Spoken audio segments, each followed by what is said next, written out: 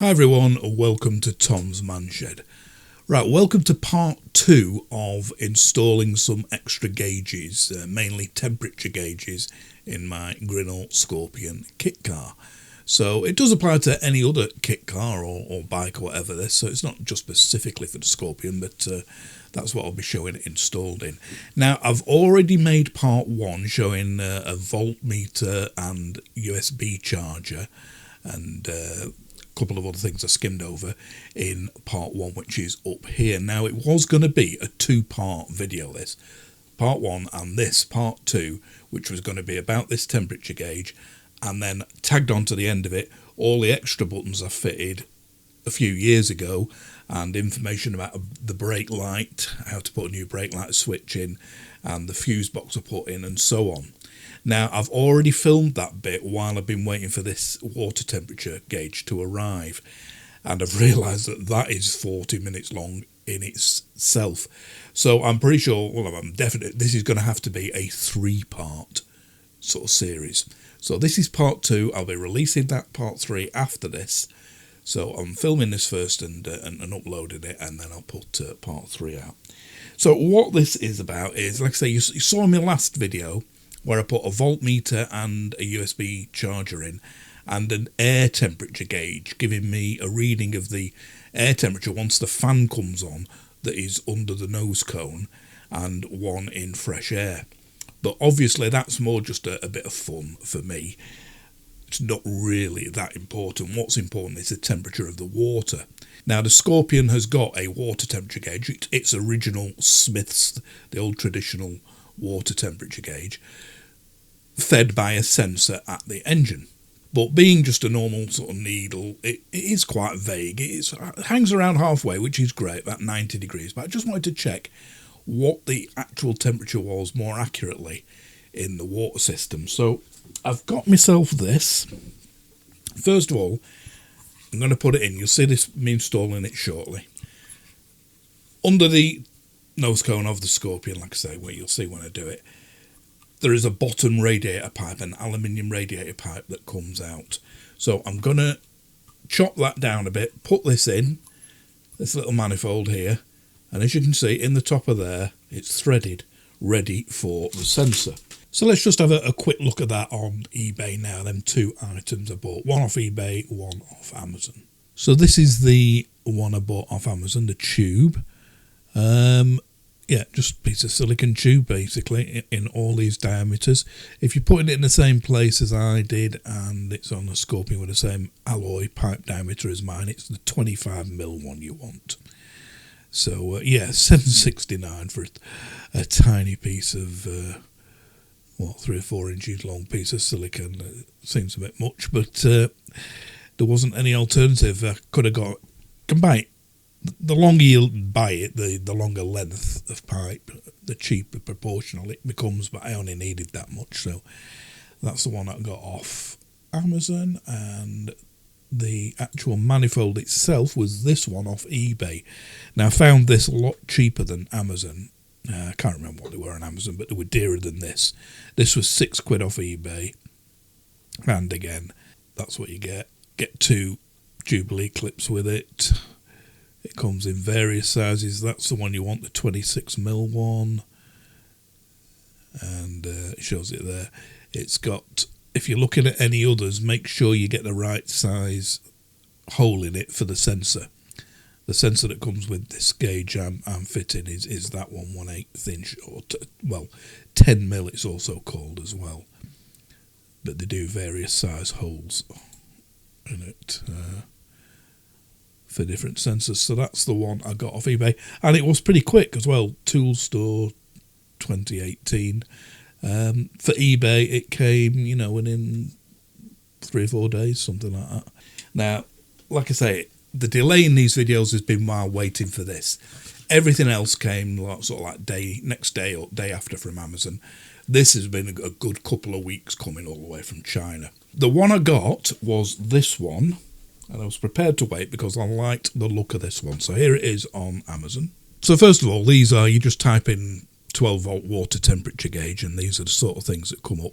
This is the sort I've got already, like a traditional sort of Smith's one. where 90 is the middle temperature. So I didn't want another one of them. I wanted more like this, a digital one. As you can see, there's a digital reading in the middle of that. But that's all there is. It doesn't show anything else.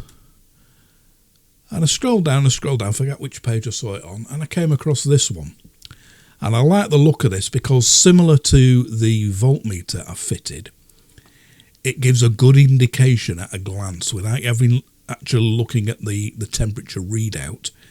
You can see what temperature that is. So it starts, obviously, I'll show you in a minute on the desktop here, at nothing. It goes right up to 150. So if your water was at 150, you're coolant. And don't forget, it's coolant, so it can reach 150, and it's under pressure. It's a pressurised system, so it's not limited to reaching 100 degrees C, like boiling water.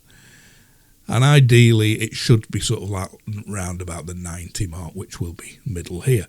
So that will give me a quick glance where it is and the actual temperature there, and that will be measured near the radiator. These are the bits you get with it. It's just showing you the socket there. There's 4 wires. That's the sensor. Shows it there. That's the back of it. And there again. So that was the one I got. That's the box it comes in. And it comes with a very, very basic set of instructions. Not very clear at all, really. Chinese one side, English the other.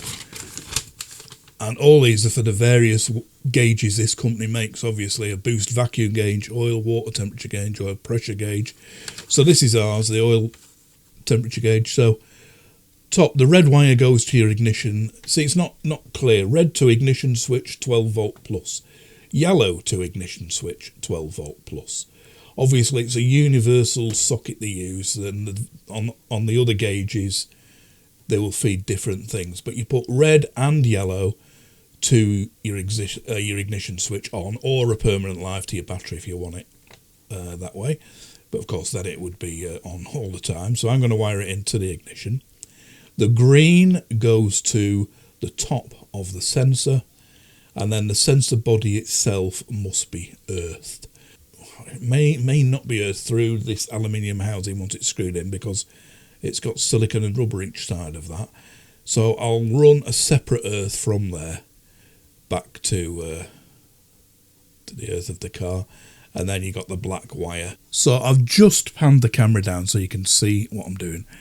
I've got the sensor, I did have the sensor, just there, and I'm going to heat it up with a lighter just to show you what happens when it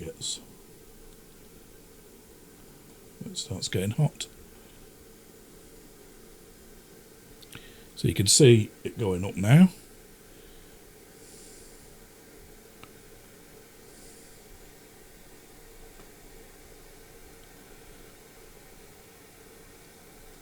So it's getting into the amber now, 80, 90.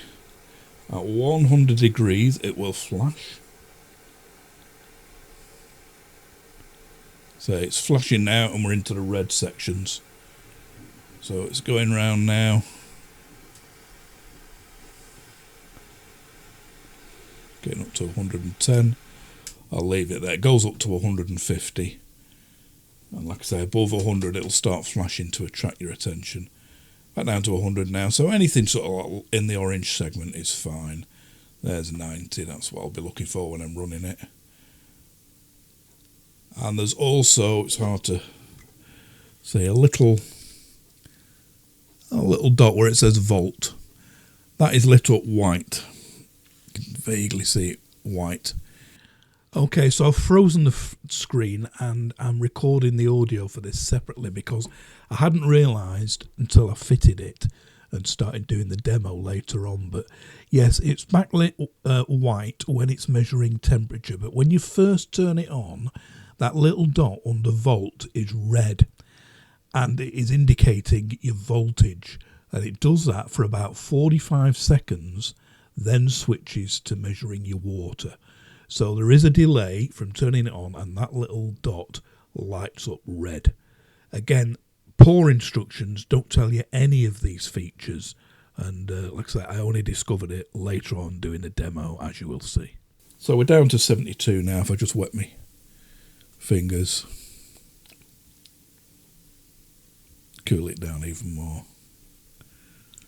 See it going quite down. So quite a nice little display, giving you degrees C of your water and the visual around the thing, and it quite matches the voltmeter I fitted. So that's that. And like I said, that probe screws in there with some PTFE, and that's there in the sensing the temperature of the water. So we're going to fit that now.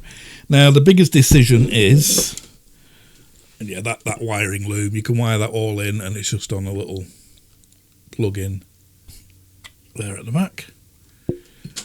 Quite lightweight construction this. It doesn't give a feeling of fantastic sort of quality, but it seems to work all right there. So we'll see how it goes on. Now the biggest decision is where to mount it. I think I mentioned in the other video, I was going to mount it on the flat side panel of the Scorpion. Again, I'll point that out when I'm at the car, where the passenger's little knee would be.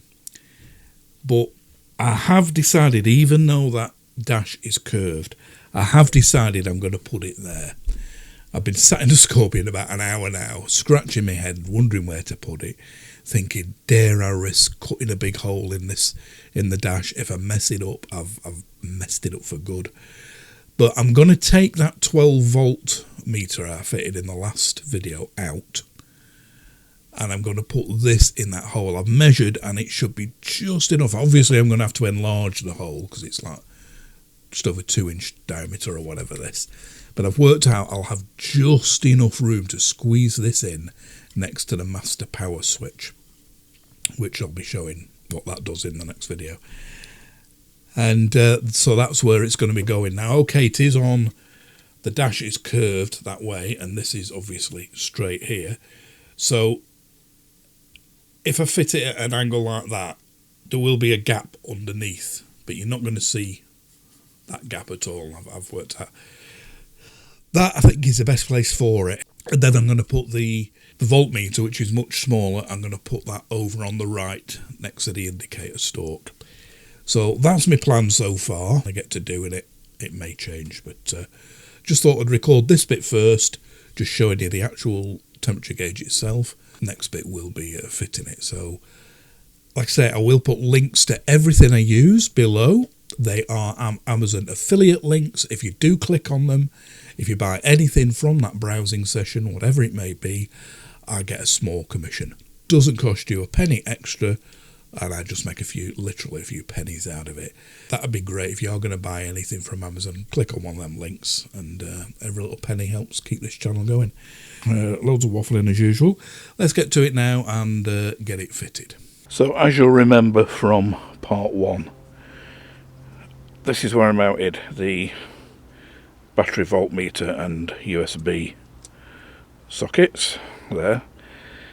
And like I said, my plan was to put the new temperature gauge down here sideways, so I could see it from the driver's seat and it still wouldn't be obscured by the passenger's legs.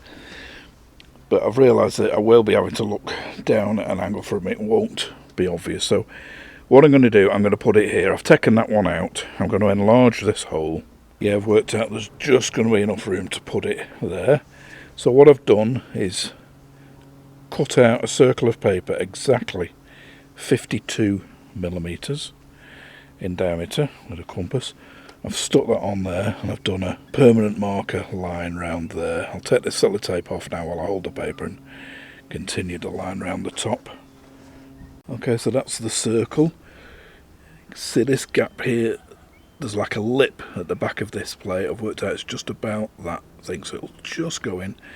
And obviously there's the back nut that goes on there. I'll show you that when I'm putting it in, that grips the back of it, and that's got to clear the back nut that's gripping this. So again, there's just enough room there. So I'm going to enlarge this now.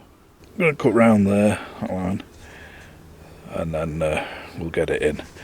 And then I'm going to refit this over here somewhere.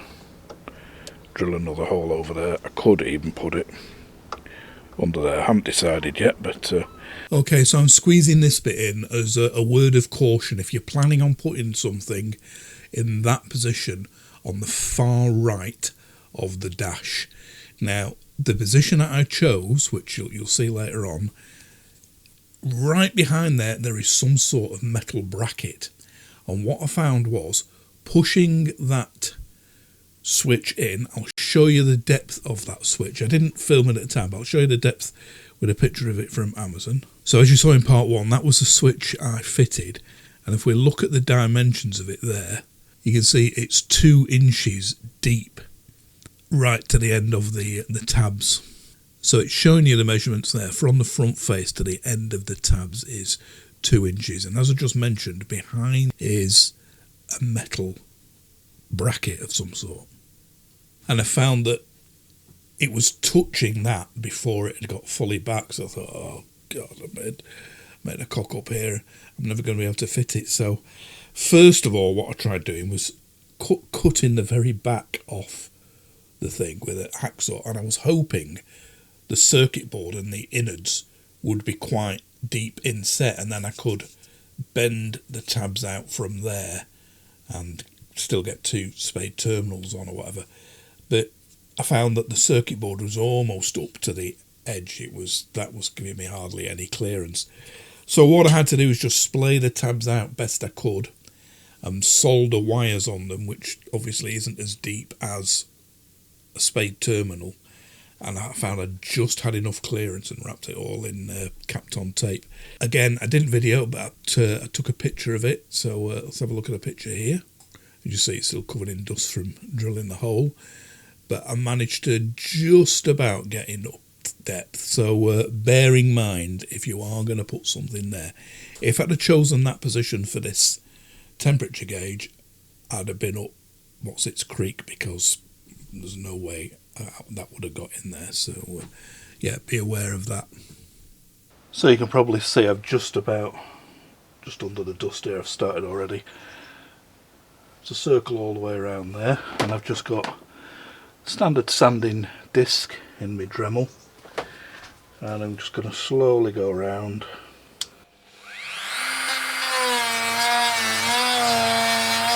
Just enlarging that hole.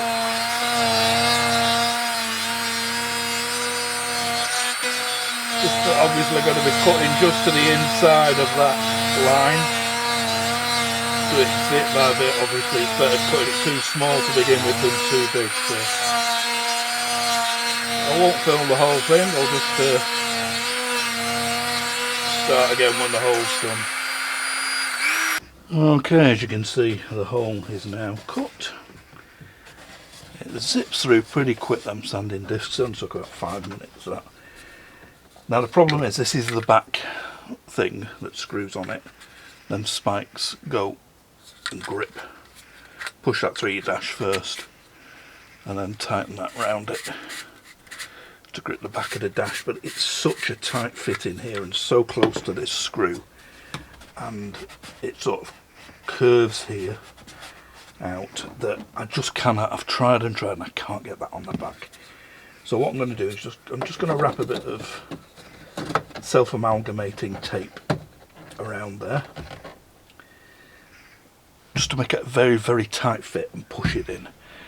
And it's not going anywhere then. I could even put a couple of blobs of hot glue underneath if I wanted to hold it in. Obviously there is a gap underneath there with the curve of the dash, but at the top you can't see, and there's no way you'll ever know there's a gap there unless you got your head upside down and looked up underneath it. So I'm going to wire the loom in, the little connection to all these connections, and push that in and get a tight fit. So I didn't film the actual wiring at the gauge end. It's dead easy, as I showed you on the diagram. The yellow and the red both go to a suitable live.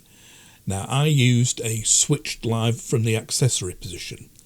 So on my car there's like a cut-out panel underneath that left on the side wall where all the wiring comes through for the temperature gauge and the fuel gauge and stuff, and the starter button and everything. So in there you will find a switch live, like I said, mine from the accessory position. So red and yellow to that, black to neutral. Again, you'll find a neutral in there, a negative in there, or run it back to the negative strap that I've got under my bonnet. And then there's just one wire that needs to be, a separate one that needs to be run to the front, and that's the green wire that goes on top of the water temperature probe. Again, I'll be showing you that very, very shortly. So that's that done now. So we'll switch now to fitting the manifold and the silicon pipe and the temperature probe, and cutting the pipe and everything. So let's see how we fitted that now. At this stage, I've got the car up on ramps at the front, just to give me the excess height to get a bucket under to catch the water. So you'll see all that happening right now. Okay, so first of all, I'm going to wrap some PTFE around here. Done this about 1 million times in 42 years of being a gas engineer. Okay, that's that. Now we'll just screw it in here and tighten it up.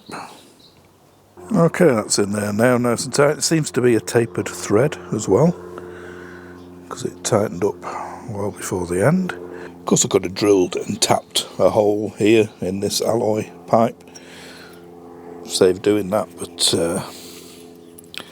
wasn't much really that. So what I'm going to do is mark on here how much alloy to cut off.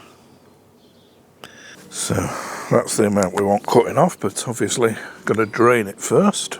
So I've got a bucket underneath, a nice clean new bucket, because I only put this coolant in 3 weeks ago, so it's like new. So I don't know how easy this will be getting off here.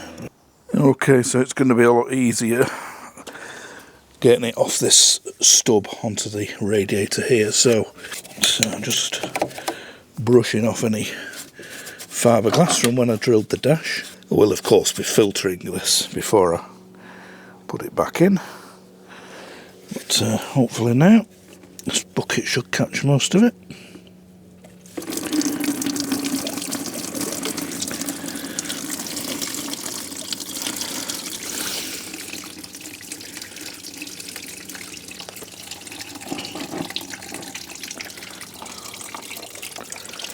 And that now obviously gives enough room here for this pipe to come out. So.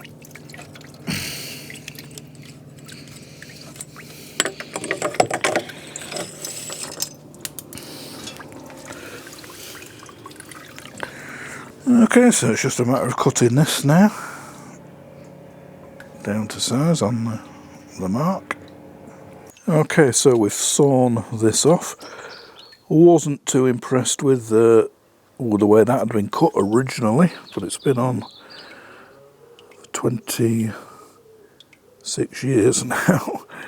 You can see a bit of swarf there, very thin wafer edge of swarf where it looks like they cut it with an angle grinder, and they haven't bothered getting that swarf off, which could have easily just come off and worked its way around the system, which wouldn't have been good. So I've sawn that end with a hacksaw. I'm sure you didn't need to see how to saw a piece of alloy pipe with a hacksaw, but that's all right, cleaned up, and a tiny bit of silicone grease around there.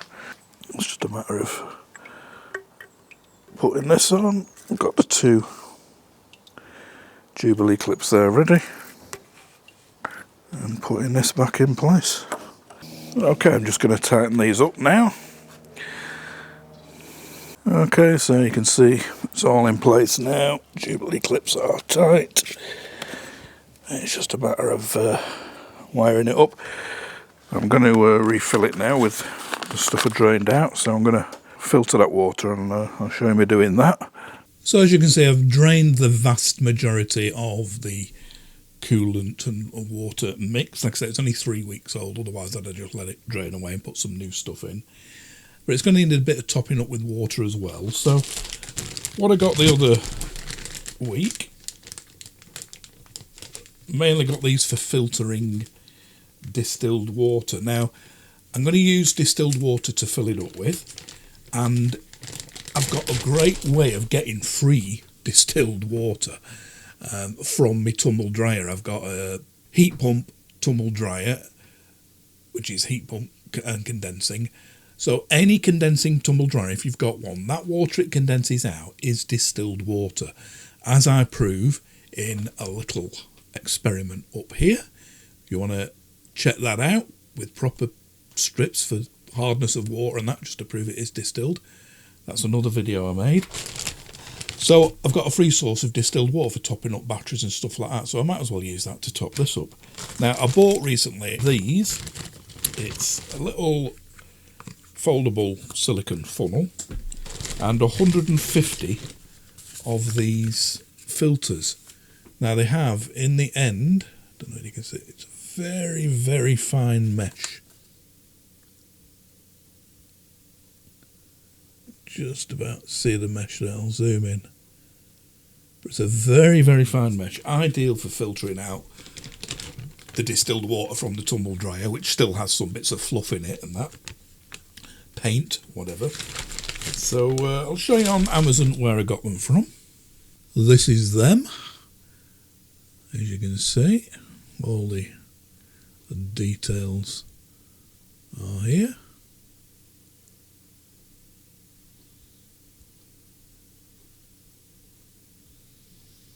So yeah, 150 pieces, filters and the funnel for $9.99, so cheap enough. When I did that experiment that I pointed out earlier on, I used a proper sort of jug type water filler with cartridges in to filter it out as well, but I found that there was still the odd bit of fluff getting past that, so ideal for filtering water from the tap to drink, but not as good as something like this.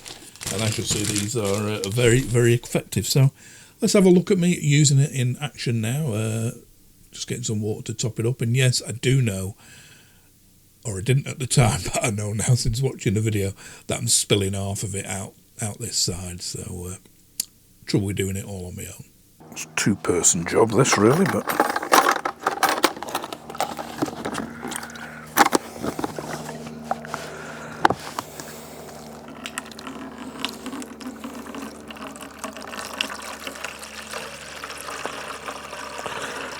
and it just looks like brand new coolant. So it's only been in 3 weeks or so. Most of it's going on the floor.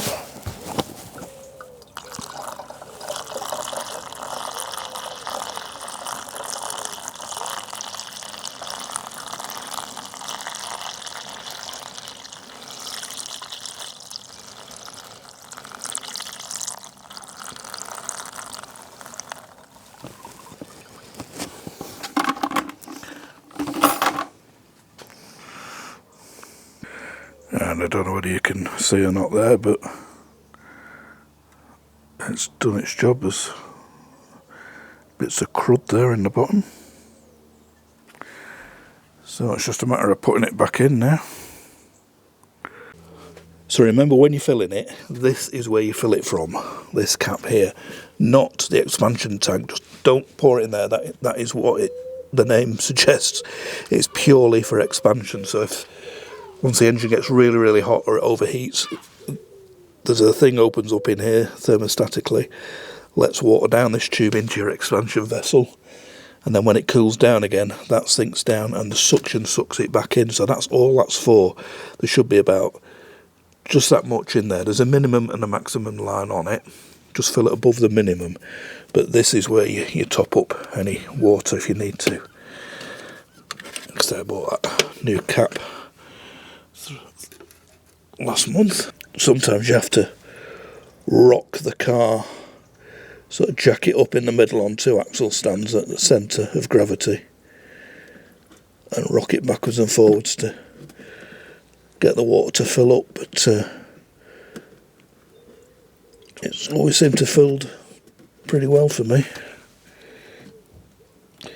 But it is still up on its axle stands now, so, and that's showing full, and I've still got loads here, so I'm just going to get it down from its axle stands and then we can carry on with the rest of it. Well, I say axle stands, I meant ramps. I try and use these most of the time whenever I can. It's a lot easier than jacking it up and putting axle stands underneath. But they're ancient, but they're still solid. So we'll carry on now, and we'll don't need to film it, but finish off topping it up with water. Okay, we've finished under the nose cone now, so that's the sensor in place there. Manifold, 26mm manifold, because it's 25mm pipe, as you can see. So like I said, that sensor comes with the gauge. This blue manifold bit and this bit of silicon was extra. I showed you that before. So it's all fitted, it's all topped up with water now. The wire to the top of the sensor, this one, goes back under here to the green one, the multi-pin plug for the gauge, the green one, and then there's an earth here off the block leading up to this multi-earth strap here. I was wondering whether it would be earthed with having PTFE on this thread. The PTFE might to some extent insulate it from earth, but obviously not. The threads do still bite into the alloy, and I tested for continuity between the brass, bottom of the brass sensor and that before I connected it. So I've given it a quick run and it all works. So I'm going to clean up now. It's still covered in fiberglass dust inside, and then we'll show you in action. All the wiring under here and all the fuse box that I fitted years ago for some other stuff will be coming in part 3 of this video. Well, as I said, it was going to be 2 parts, but it's going to be 3 now because there's so much to get in. So that's it under here. So let's see actually running now and measuring the temperature. So I'll do a full demo on it now, and you'll see it measuring the voltage at first, like I mentioned at the very beginning, and then switching to temperature. And you'll also see, and it surprised me, the discrepancy between the traditional Smith's one, what temperature it is indicating, and this, which I trust more being a new digital type. I didn't think it would be so far out. But let's have a look at that and see what temperature it kicks in, at what minutes it kicks in, and everything using it normally. And then after we've done this bit, I'm going to do another experiment, which I'll go into at the time. So let's have a look at it in action now. Okay, so we've got it finally installed, and one thing I hadn't realised, which I'll show you now, is, first of all, you see the main master switch is on, and that's controlling the air temperature thermometer that I showed you in part 1. So as you saw in there, the top one, the red one, 19, that's in the efflux of the fan under the nose, and the 18.6 is the right outside of the car on the A-frame lug in fresh air, and that's 18.6. So as you can see, they're both the same now, as they should be, because I've just sat in it. It's in the garage. Now, when I turn the ignition on, what I hadn't realised is this shows the voltage, and I hadn't realised that. So if I turn this on now, this is switched by the ignition. As you see, it shows 12.3, so I thought, oh, the water's at 12.3. But it's not. If I turn the headlights of the car on now,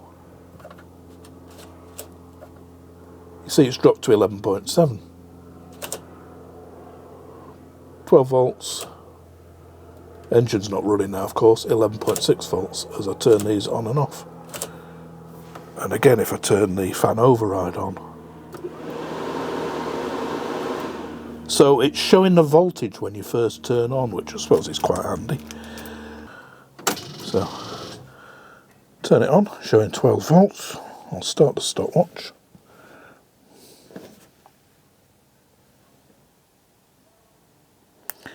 Okay, so they've got on to 33. So 45 seconds or so, it switches to the water temperature. Now, why the water temperature should be at 33, obviously, I don't know. Retaining the heat better, absorbing the heat overnight, whatever, I don't know. I suppose the radiator in a car acts a bit, absorbs heat from the room and heats the water a bit. So we're at 33, and I'm going to reset the stopwatch and start the engine.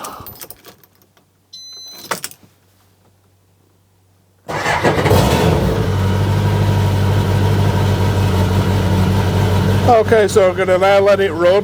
First of all, on the quick tick over with the choke slightly on, and then we'll just time how long it takes to get up to say 90 degrees or so. Okay, we're 5 minutes in. See, we're at 63 and 4 bars showing on that, 4 greens. On that you can just see it's moved a bit from the 50 at rest.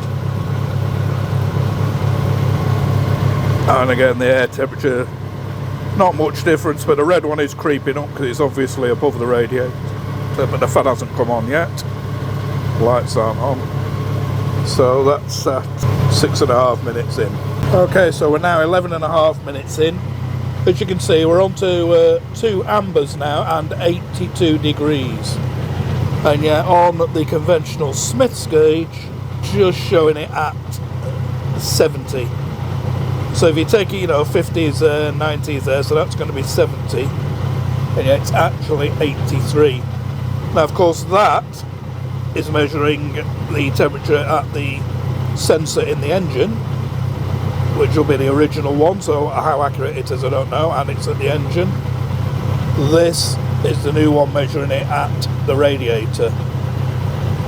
But I would have thought most of it's going to be the same sort of temperature all round, but we're up to 85 now, and yet, like I say, that's showing well below its normal running temperature. Okay, so you can see at the moment it's just started flashing and 1 red bar has come on and it's showing 100. We are 21.5 minutes in on tick over. The Smith's gauge doesn't even show 90 yet. So which is the most accurate? I don't know. I suspect this one. But we're at 100, 101 now, and the fan still hasn't kicked in. And like I said, I did read in one of the forums, one of the Facebook groups, that the fan kicks in at 104, so we'll see how accurate that is. It shows that this temperature gauge is definitely under reading. So as you can see, the fan has now kicked in. You can see the red going up because that's in the heat outlet of the fan. That's going up rapidly. It kicked in at 107, and still you can see that's not even reached 90 on there, so way under reading that. And this is flashing at 107. So the fan is on now. I'm going to leave it, what are we up to? Come back in, say 3 minutes and see what temperature it's reached. Has it gone higher, has it gone lower, or has it maintained 107? So you can see we're back to 104, we're at 28 minutes. And again, the fan this time kicks in, just came on as I was saying that, kicks in at 104, that leaked up to 107. And that should start coming down now. So around about 104, 107 is when the fan does kick in, and then it slowly brings it down. So I'm going to try something else now. I'm going to turn it off and let the whole thing cool off. And if we remember, we're up to like 29 minutes. And I'll just try something different. I'll explain that now. So as you saw there, the fan kicks in when it's relying on the thermostat in the engine to bring it on. It auto kicks in at about 107-ish, 104 to 107 degrees C. And once it is kicked in, as you saw, it holds it at that temperature.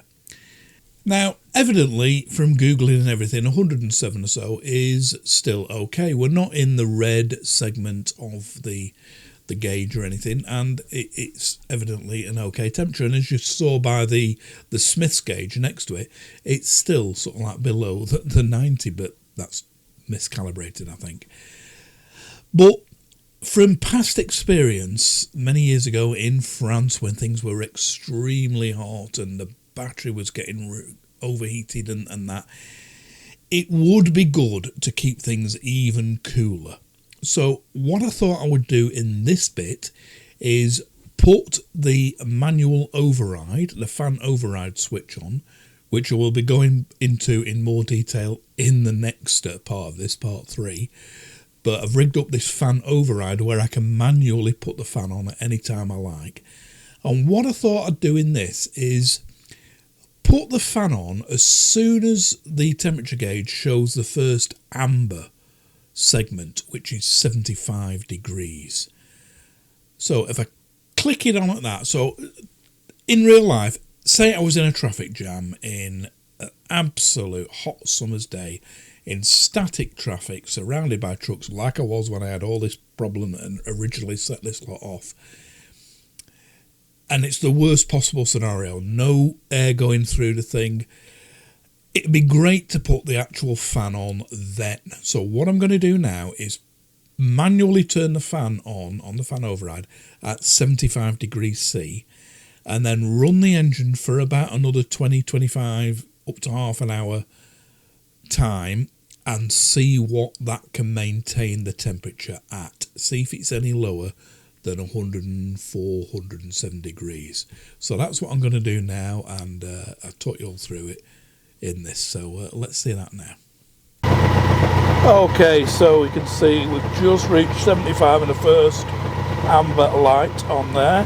So what I'm going to do now is turn on, we're at 29 there, I'm going to turn on the fan override. So you should see that red one immediately start shooting up in the hot air.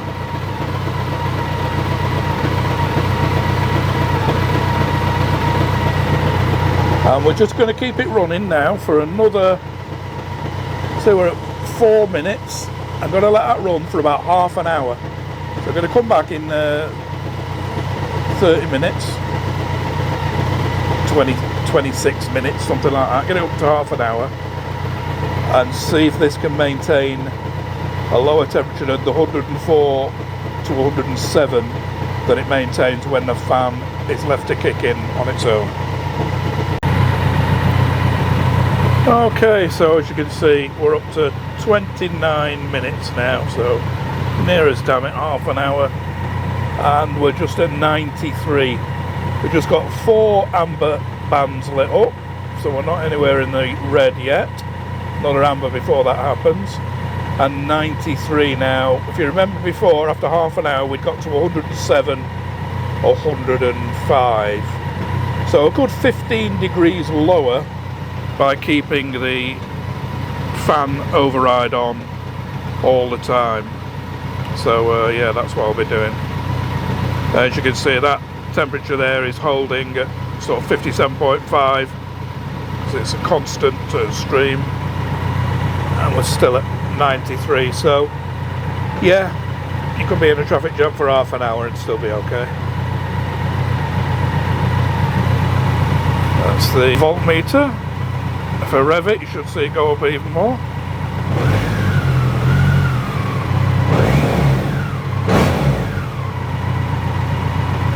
Okay.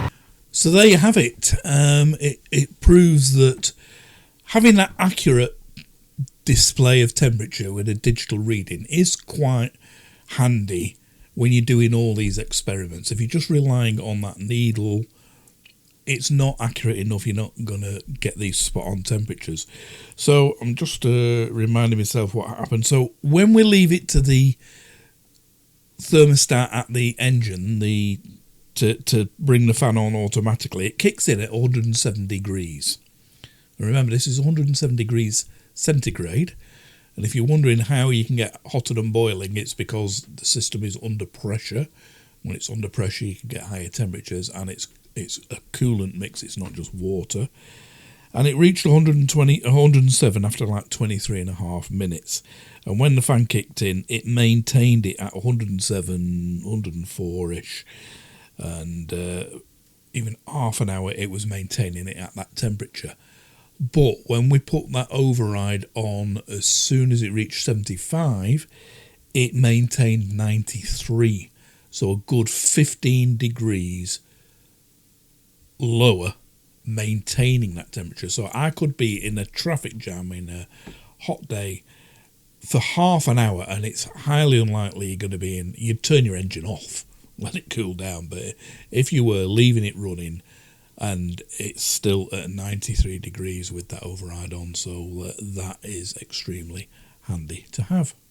So yeah, basically that is it, the end of the video. I've done all the tests. What do I reckon to this gauge? Yeah, it's pretty good. It's like I mentioned earlier on, very lightweight feel, doesn't seem fantastically brilliantly made, but it works. How long it will continue to work for, I don't know. But a handy thing to have. Would I use it as the only gauge, the primary gauge? No. I would always pick one with a needle on in something like the Scorpion, because the Scorpion, being open-topped, is always open to direct sunlight. And the major problem you have is reading these electronic ones in bright sunlight. When it's got a needle, like your fuel gauge, the old Smith's gauges and that, you can see them in direct sunlight, no problem at all. This, I showed you in like a darkened garage, so it wouldn't be that visible on a bright summer's day. But it's handy to have there, and I could shroud it with my hand and see it in that respect. But yeah, if it was my only temperature display, I would sooner have like a needle. But yeah, pretty good all in all. So I'm sorry it's taken so long again. As you know me, I do waffle a bit, but I like to go into intense detail. And as always, you've got the stripe underneath to skip any unwanted bits. Now, as mentioned before, this is part 2 of 3 parts. The next part, which I've 99% recorded, is going to be going into the other things I've added to the Scorpion a few years ago. The 4 switches on the right hand side, I will go into detail what sort of switches they are, where to get them from, and the price. They switch things like the radio. Yeah, I've put a little radio in, a marine radio. I'll show you that in great detail. It does various things, Bluetooth, play from a USB stick and stuff. An aerial amplifier in the boot. I'll go into rigging up that fan override switch, which is all important now. And also these 2 little things. The hydraulic brake light switch. The Scorpion uses this sort of switch to bring your brake lights on, which isn't as reliable as a little switch under your pedal. I'll go into great detail where that goes, how much they are, how easy it is to swap. I'll also go into an extra fuse box I fitted with 4 extra fuses, feeding all these ancillary things, and detail these fantastic fuses, which I think are absolutely brilliant. They glow when they blow. They're called glow when you blow fuses. So when it actually blows, little light lights up to tell you this is a fuse that blows. I'll go into great detail with them as well. Hence me splitting this into so many parts. So that's part 3 coming up very, very soon. I've filmed 90% of that already. And also, I know I keep mentioning it, but that thing there, that portable air conditioning unit from Lidl's that I bought right after the last heat wave 2 or 3 months ago, and I've been waiting for some great weather to test it. Well, that weather it's looking like is going to be this Wednesday. I'm recording this now at 11:30 at night on the 3rd of September 2003, and looking at the forecast, Wednesday is going to be a bit of a scorcher. So I'd ruled out getting any good weather. I was going to heat the room up with my heater, but no, hopefully I'll be able to do it with real hot weather. If Wednesday turns out to be a failure, I guarantee I will heat the room up with me oil-filled radiator, and I promise you part 2 of that review will be uploaded within the next 2 weeks. So hopefully this has been of some use, and you'll tune in for part 3 of this and part 2 of that there. And if you haven't already subscribed, please click the little picture of the shed here on the left. So please give me a thumbs up if you thought this video has been of any use, a thumbs down if you think it hasn't, and I'll catch you for them next episodes as soon as possible. Thanks for watching this one. Bye for now.